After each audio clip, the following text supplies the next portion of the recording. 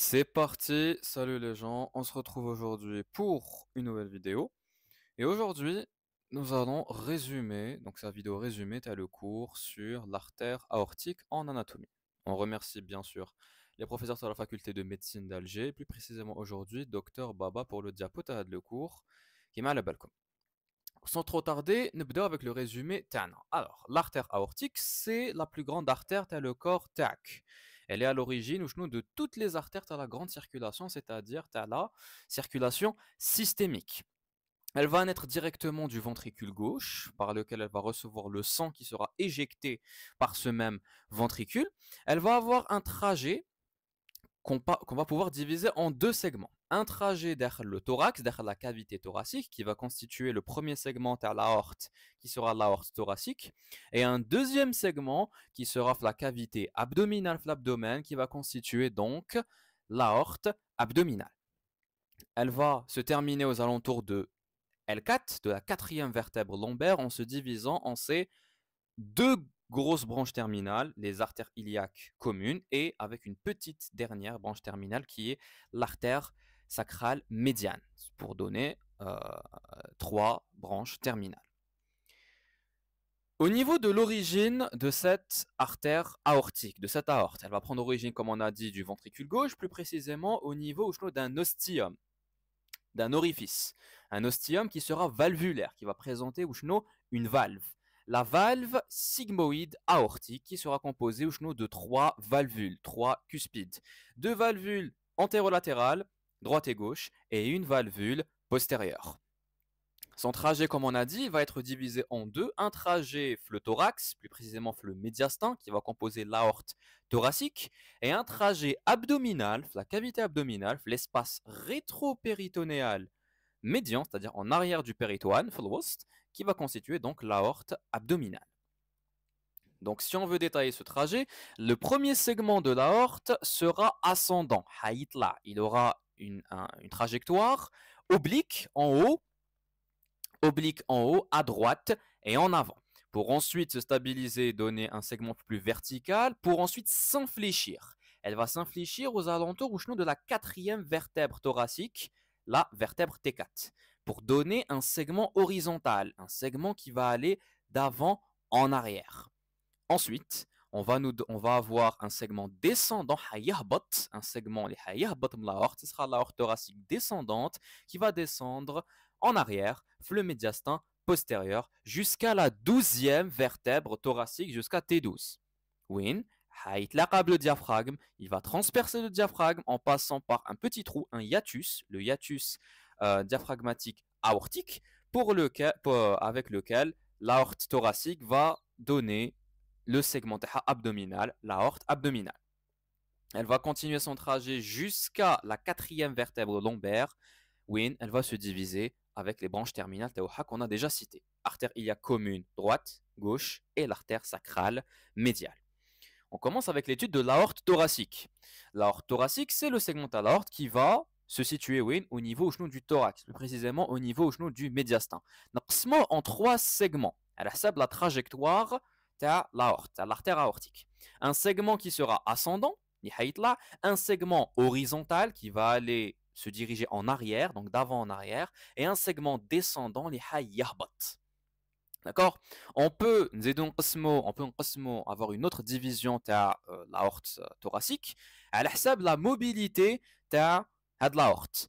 Les deux premiers segments, ascendant et horizontal, vont me composer une partie, un segment, juz mobile de l'aorte. Donc la partie qui va bouger avec le cœur, c'est la crosse aortique. Tandis que le dernier segment, qui sera l'aorte descendante, l'aorte thoracique descendante, est quant à elle fixée. Elle est fixe parce qu'elle est, comme tu peux le voir sur le schéma, plaquée à la colonne vertébrale et fixée par le biais de ses branches collatérales, par le biais des artères intercostales. Donc, l'aorte ascendante, c'est la première partie de l'aorte, le premier segment de l'aorte qui va tout de suite faire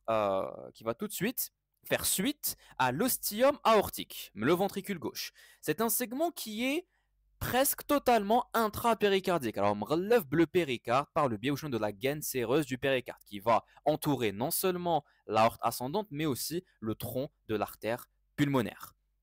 Cette aorte ascendante va avoir une direction oblique en haut, littéralement, en haut, à droite et légèrement en avant. Elle va décrire une concavité sur la gauche, où on va trouver le tronc de l'artère pulmonaire. D'accord? Avec un repère anatomique pour les chirurgiens, elle va se situer en arrière, la première articulation sternocostale du côté gauche. L'aorte horizontale, quant à elle, c'est le segment qui va tout de suite faire suite à l'aorte ascendante. Et comme tu peux le voir sur le schéma, elle est totalement extra-péricardique. Le péricarde, mais il dit Shirallefa. Donc c'est un segment qui va s'étendre d'avant en arrière, donc elle va avoir une direction en arrière et surtout sur la gauche. Le but de c'est de ramener l'aorte qui était dans le médiastin antérieur, qui était le côté antérieur, la ramener le médiastin postérieur. Donc, c'est un segment qui va décrire plusieurs faces, 4 faces, avec surtout 2 concavités. Une concavité là est c'est une concavité la face inférieure, et une concavité li mais elle est ici la face postérieure droite, la face postérolatérale droite. Si on veut avoir des repères anatomiques, l'aorte horizontale, on va voir les branches collatérales. On considère l'aorte horizontale avec la naissance du tronc artériel brachiocéphalique qui va nous donner la carotide droite, la carotide primitive droite et la subclavière droite. Et elle va se terminer, ce segment horizontal va se terminer avec la naissance du dernier, du dernier segment de la dernière collatérale de l'aorte horizontale qui n'est rien d'autre que la subclavière gauche. Le dernier segment, c'est l'aorte thoracique descendante. Elle fait tout de suite à l'aorte horizontale. Donc, aorte horizontale plus aorte ascendante, ce sera la crosse aortique, le segment mobile de l'aorte. Et comme tu peux le voir sur le schéma, elle va descendre le médiastin postérieur. Elle sera plaquée sur la colonne vertébrale, où elle va suivre les courbures Taha. Elle va descendre de manière verticale. Donc, de T4, là où est-ce qu'il y a eu l'inflexion de l'aorte horizontale, jusqu'à T12, jusqu'à la 12e vertèbre thoracique, où elle va transpercer le diaphragme pour devenir abdominal. Au niveau de la situation, comme on a dit, l'aorte ascendante va se situer dans le médiastin antérieur, l'aorte horizontale dans le médiastin moyen, où elle va enjamber, comme tu peux le voir, la bifurcation du tronc de l'artère pulmonaire, et plus précisément, si on va être encore plus exact, elle va carrément enjamber le pédicule pulmonaire gauche, et l'aorte thoracique descendante sera dans le médiastin postérieur. Je précise, une parenthèse, que cette situation ADIA, médiastin antérieur, moyen et postérieur, c'est à l'ihsab de la division classique. Une division tel le médiastin qui se rapproche beaucoup de la division radiologique, déjà, le court le médiastin. Le schéma que tu es en train de voir sur la droite de ton écran, c'est la division internationale. Le médiastin supérieur, médiastin inférieur, avec le médiastin inférieur qui est divisé en antérieur, moyen et postérieur. Ça, c'est la division internationale de la nomina anatomica, qui n'est pas prise en considération lorsqu'on parle de la situation des différentes branches de l'aorte. D'accord ? Si on parle un petit peu des dimensions de cette aorte thoracique, on va voir que la longueur de l'aorte thoracique sera 25 à 30 cm. Et si on veut plus de détails, le segment ascendant va prendre 6 à 8 cm. Le segment horizontal sera le segment le plus court, 4 à 5 cm. Par contre, le segment descendant, il va faire entre 20 à 25 cm. Et si on parle au niveau du diamètre, il faut savoir que l'aorte, de manière générale, va avoir un diamètre qui va varier, mais 25 à 30 mm. Mais il va présenter sur son trajet des dilatations et des rétrécissements. Le diamètre, l'aorte ou les dilatations en ont des nombres 2, des 2 dilatations. La première, c'est le bulbe aortique, qui fait tout de suite à l'ostium de l'aorte. C'est le premier segment au à l'aorte. Le bulbe aortique, la partie renflée, va faire dans les alentours de 28 mm. Et si on veut détailler, ce sera en réalité 3 petits renflements qui vont être en regard des cuspides, des valvules de la valve aortique. Et donc, ces renflements à 2 mois vont constituer ce qu'on appelle le sinus de Valsalva. On a déjà parlé, flux court à la vascularisation cardiaque. Et c'est au niveau des sinus de Valsalva du côté gauche et du côté droit que vont naître les fameuses artères coronaires droite et gauche. La deuxième dilatation, qui est la plus grosse dilatation de l'aorte, c'est le grand sinus de l'aorte, le grand sinus aortique, 30 à 35 mm. Il va se situer à la jonction entre le segment horizontal et le segment ascendant de la crosse aortique ou là de l'aorte thoracique. Dernier élément important au niveau du diamètre de l'aorte, c'est un rétrécissement qu'on a observé à la jonction entre la crosse aortique et l'aorte descendante. Ce rétrécissement, où est-ce qu'on va trouver que le diamètre de l'aorte va faire aux alentours de 20 mm, on l'appelle l'isthme aortique de Staël. Ces différentes variations de diamètre sont importantes à connaître pour la clinique et la pathologie, car on va avoir des pathologies de isoler le diamètre de l'aorte. Je parle des anévrismes et des coarctations. On va en reparler à la fin de le résumé. Les rapports maintenant anatomiques, c'est l'élément le plus important à le résumé.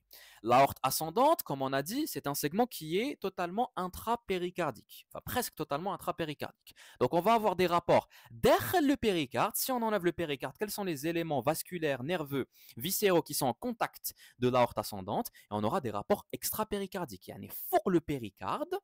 Pour le péricarde, quels sont les différents éléments qui seront en rapport, qui auront un contact plus ou moins proche ou éloigné avec l'aorte ascendante qui coule le péricarde? Ce sont les rapports extra-péricardiques. Pour les rapports intrapéricardiques, le schéma est wahdo.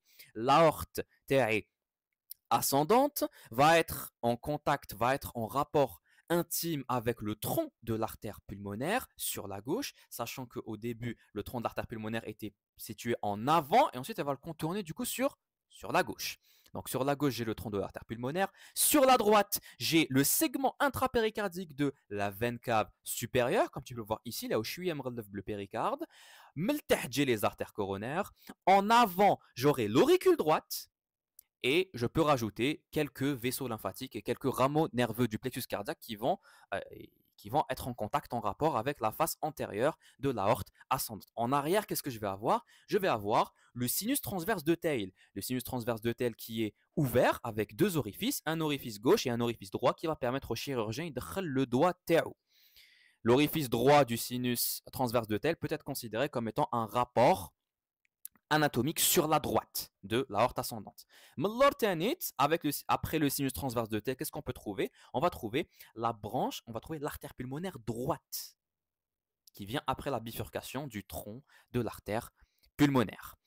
Sur les rapports extra-péricardiques, en extra-péricardique, il y a un éblème ou le péricarde. Quels sont les différents éléments qui vont être en rapport avec l'aorte ascendante? En avant, j'aurai le thymus chez l'enfant, les vestiges théoriens de l'adulte, et encore plus en avant, qu'est-ce que je vais avoir? Le plastron sternocostal, plus précisément le sternum. Sur la droite, j'aurai quoi? Sur la droite, j'aurai la veine cave supérieure, le segment extra-péricardique avec le nerf phrénique. Le nerf phrénique droit, comme tu peux le voir ici, fait le schéma. Sur la gauche, je ne vais pas parler du tronc de l'artère pulmonaire parce qu'il est en intrapéricardique. Qu'est-ce que je vais trouver? Je vais trouver le plexus cardiaque antérieur avec le ganglion cardiaque ou de Wisberg.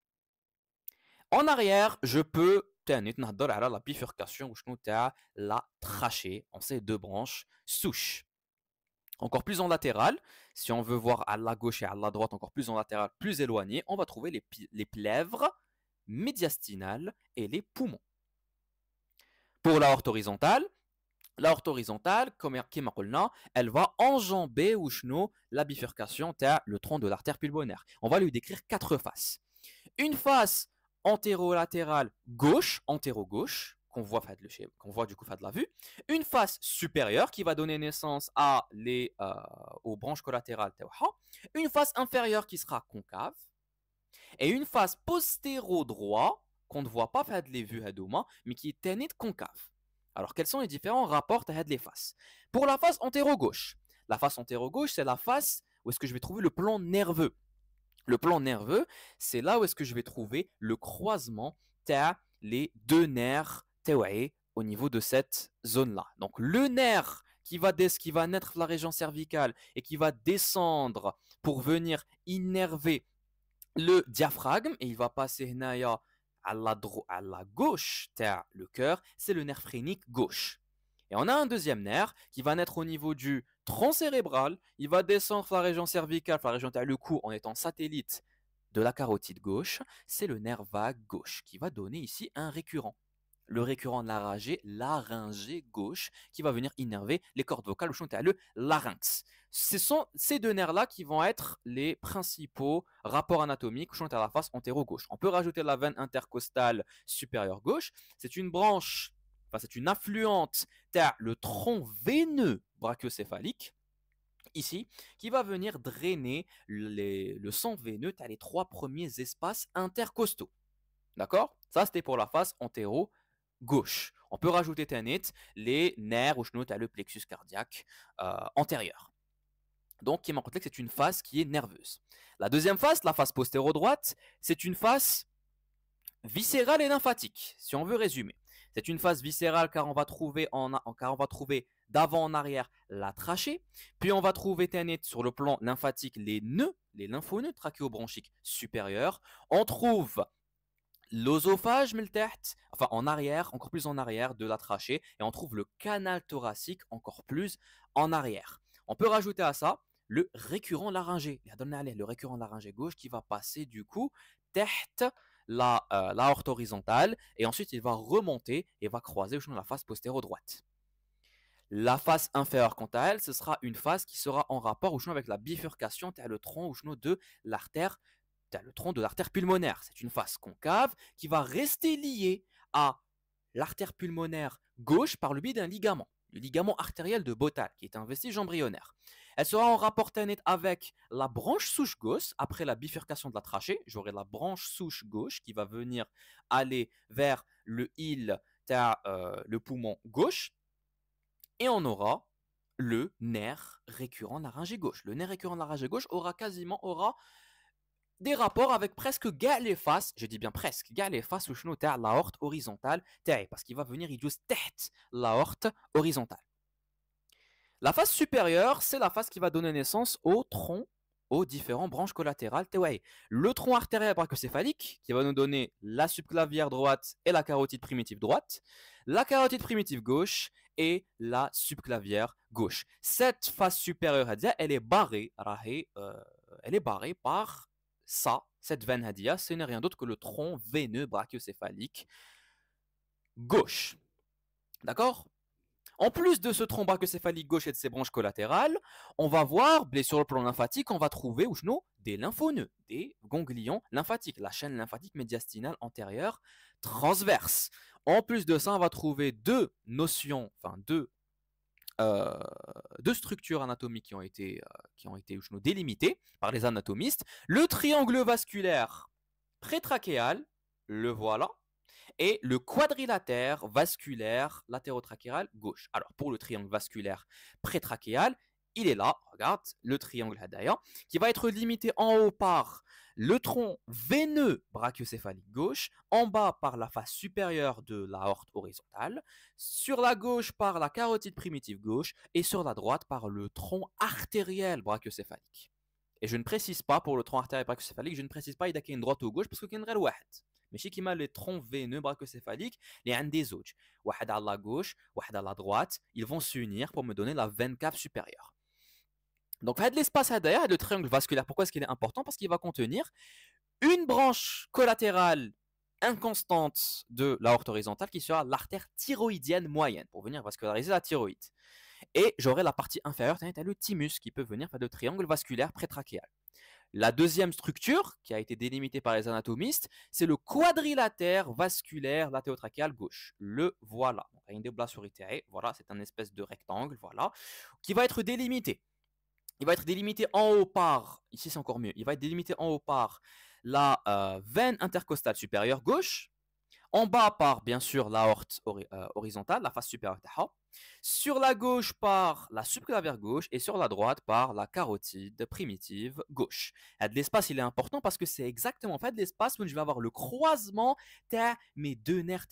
Le nerf phrénique gauche qui était en postérieur et qui va être en antérieur, et le nerf vague gauche qui était satellite de la carotide et qui va aller un peu plus en postérieur. C'est là où j'aurai le croisement des deux nerfs. Ensuite, il y a l'aorte descendante, les rapports TOHA. Alors, cette aorte descendante va répondre. En avant, elle va répondre au pédicule pulmonaire gauche. Le pédicule pulmonaire, ce sont les éléments vasculaires, viscéraux et même nerveux et lymphatiques qui vont composer, qui vont venir hydroler au niveau du île, le poumon gauche. Donc ici, on a les veines pulmonaires, on a l'artère pulmonaire gauche, et ici on a quoi? La branche souche, enfin ici ça c'est la trace, c'est la branche souche gauche. Il va constituer du coup le pédicule pulmonaire qui est en avant de l'aorte descendante, l'aorte thoracique descendante. En plus de ce pédicule pulmonaire, qu'est-ce qu'on va trouver? Le nerf à gauche. Le nerf à gauche reste tenit. Regardez ici, faites le schéma, le nerf à gauche restera toujours, ou sinon en avant, il reste toujours en avant de l'aorte descendante, l'aorte thoracique descendante, sachant que le nerf à gauche va être satellite de l'œsophage juste après quand il va descendre. En arrière de cette aorte descendante, on ne voit pas le schéma, mais on va trouver la colonne vertébrale, parce qu'elle est plaquée à la colonne vertébrale. On va trouver le rachis thoracique. On va trouver la veine hémiazygos accessoire et même un nerf. Un nerf, t'as le tronc, t'as la chaîne sympathique TAE, donc tu as le système sympathique TAE, c'est le nerf grand splanchnique gauche. Sur la gauche, on va trouver, donc l'aorte descendante sera plaquée sur le poumon gauche, donc elle va littéralement laisser une trace sur la plèvre médiastinale et sur le poumon gauche, comme tu peux le voir, faites le schéma. À droite, on va trouver le conduit thoracique, la veine azygos et l'œsophage. L'œsophage, c'est un peu spécial. Pourquoi? Parce que l'œsophage, on peut le considérer comme étant à la droite, l'aorte descendante qui en haut, mais on va le considérer en avant de l'aorte descendante parce que comme tu peux le voir ici, il y a un rapport intime entre l'aorte descendante et l'œsophage où il y aura un croisement. Ce croisement va laisser un espace où la plèvre va pouvoir elle va me créer un cul-de-sac. Ce sera le cul-de-sac inter-aortico-œsophagien, du coup entre l'aorte descendante thoracique et l'œsophage. Les branches collatérales. Les branches collatérales, tu as la crosse aortique. On va en dénombrer les branches qui sont constantes, les daimon, et les branches qui sont inconstantes. Pour les branches constantes, déjà, on les a déjà citées. Les artères coronaires droite et gauche qui me viennent du segment ascendant de l'aorte. On a étudié le courlifette. Pour l'aorte horizontale, on aura le tronc artériel brachiocéphalique, l'artère carotide primitive ou la commune, c'est la même chose, gauche, et l'artère subclavière ou la subclavière gauche. En plus de ces branches constantes, on aura des branches inconstantes. Inconstant, c'est pas qu'elles n'existent pas, mais plutôt minda qui jounif la crosse aortique, minda qui jounif d'autres éléments. Mais la même place. J'ai l'artère thyroïdienne moyenne de Neuber ou là l'artère thyroïdienne moyenne IMA. La voilà. L'artère horizontale qui m'a d'autres branches collatérales. L'artère graisseuse de Vieux-Sens, qui m'a le courlifette à la vascularisation du cœur, elle me sort normalement les artères coronaires, mais elle peut me sortir de l'aorte ascendante. Les artères bronchiques et œsophagiennes, ce sont des branches qui doivent normalement sortir l'aorte descendante. Mais mindak, on peut les trouver la crosse aortique. Ce sont des branches inconstantes.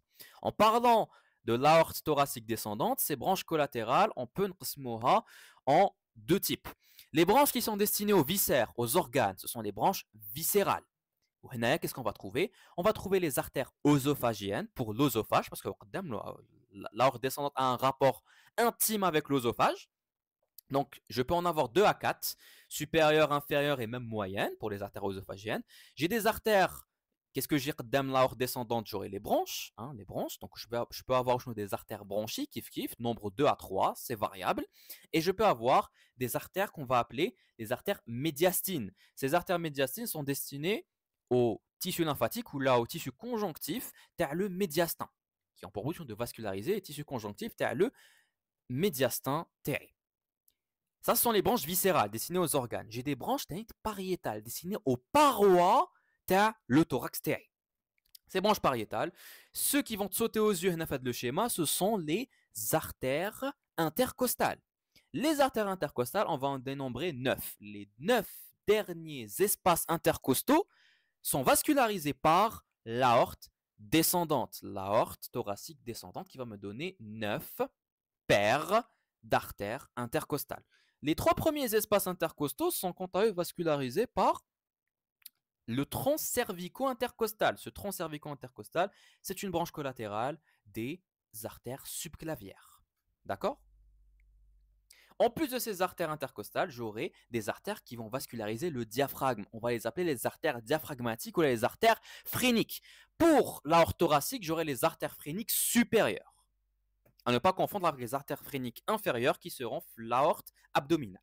En parlant de l'aorte abdominale, justement, c'est le segment de l'aorte qui va faire suite au diaphragme. En passant par le hiatus aortique diaphragmatique, l'aorte thoracique va se transformer en aorte abdominale. Donc, elle va se situer dans l'espace rétro-péritonéal médian, en arrière du péritoine, le relève qui est en train d'entourer les organes digestifs. L'ouest, avec la veine cave inférieure sur sa droite. Ouais, parce qu'en latéral, qu'est-ce que je vais avoir? Je vais avoir les reins qui vont constituer le système urinaire TI.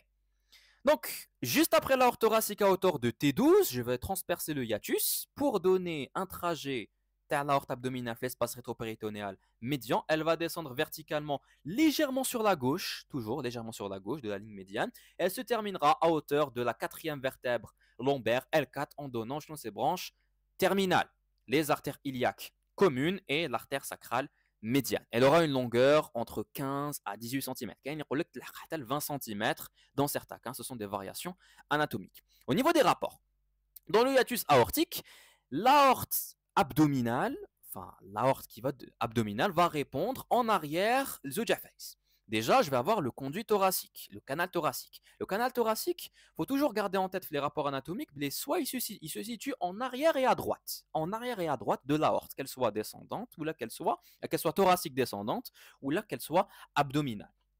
Ici, je vais avoir un rapport du coup avec le canal thoracique. En plus, avec la branche médiale, la racine médiale de la veine hémiazygos. Alors, pour les veines hémiazygos accessoires et tout, c'est littéralement le prochain cours. Donc, quitte dès le cours tard. Quand on va faire le cours tard, le système azygos, tu comprendras encore mieux les rapports avec l'aorte abdominale à ce niveau-là. Ensuite, l'abdomen, en avant de l'aorte abdominale, qu'est-ce que je vais trouver? Je vais trouver l'espace ou la région péritonéale, c'est-à-dire l'espace les différents organes digestifs, là, on fait du coup le péritoine, parce que l'aorte elle se situe en arrière, mort, le péritoine pariétal, postérieur. Si on veut détailler, on peut trouver le pancréas, on peut trouver le duodénum et les anses grêles. En arrière de l'aorte abdominale, qu'est-ce qu'on va trouver? On va trouver les vertèbres lombaires, donc la colonne vertébrale du côté lombaire. Je peux trouver les veines lombaires et même l'origine du canal thoracique qu'on appelle la citerne de Schill. Donc la citerne de Schill, elle est là, la citerne de Schill. L'origine du canal thoracique, du conduit thoracique.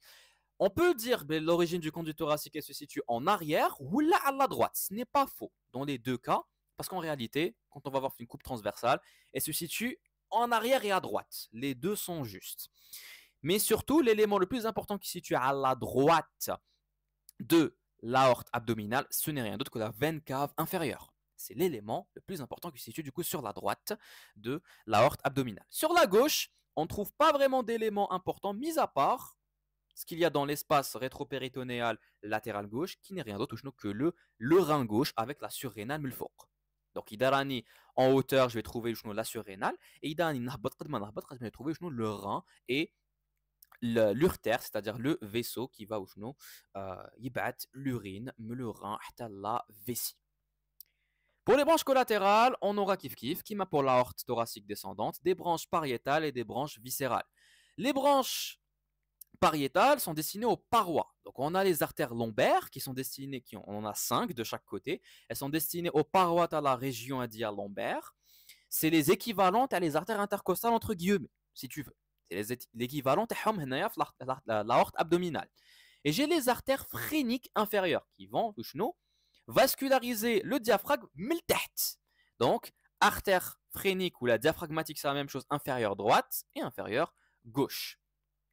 Ça, ce sont les branches pariétales pour les parois. J'ai des branches viscérales. J'ai des branches viscérales paires. Donc, je vais vasculariser les surrénales. Ce sont les artères capsulaires moyennes, gauche et droite. Je vais vasculariser le rein. Ce sont les artères rénales qui vont vasculariser du coup rein gauche et rein droit. Et j'ai les artères gonadiques. Elles sont là le schéma. Artère gonadique droite et artère gonadique gauche. Donc, un de l'homme, on va les appeler les artères spermatiques. Et un de la femme, on va les appeler les artères ovariennes. Okay, qui vont du coup vasculariser les gonades. Donc, pour l'appareil reproducteur. J'ai des branches viscérales qui sont impaires. Et moi, j'en ai 3. Et elles sont destinées justement aux organes digestifs, donc à l'espace péritonéal.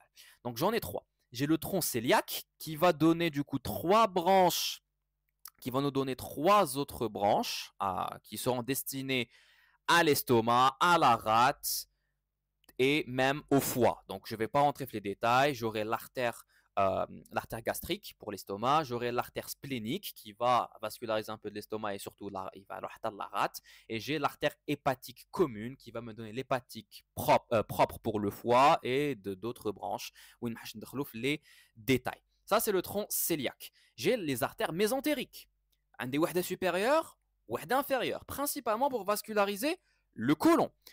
L'artère mésentérique supérieure, je ne vais pas rentrer dans les détails, mais elle va vasculariser le côlon le côlon droit, et la mésentérique inférieure va vasculariser le côlon gauche. Sans rentrer dans les détails parce que tous les détails digestifs.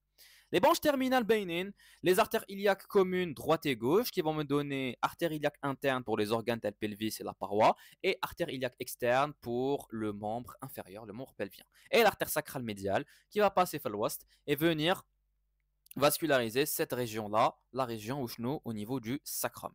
Conclusion, l'aorte est très importante à étudier d'un point de vue anatomique parce que je peux trouver plusieurs pathologies en relation justement avec l'anatomie taha. Je t'ai cité Morbelet, l'anévrisme de l'aorte, donc ziyada le diamètre de l'aorte qui est exagéré, et la coarctation de l'aorte qui peut être un rétrécissement beaucoup trop exagéré lui aussi. C'était tout pour être le résumé. J'espère que Adjubkom, c'est un résumé qui fait 31 minutes. J'espère que mes chips alaikum. On se retrouve Inch'Allah pour une prochaine vidéo. Portez-vous bien. Wassalamu alaikum wa rahmatullah.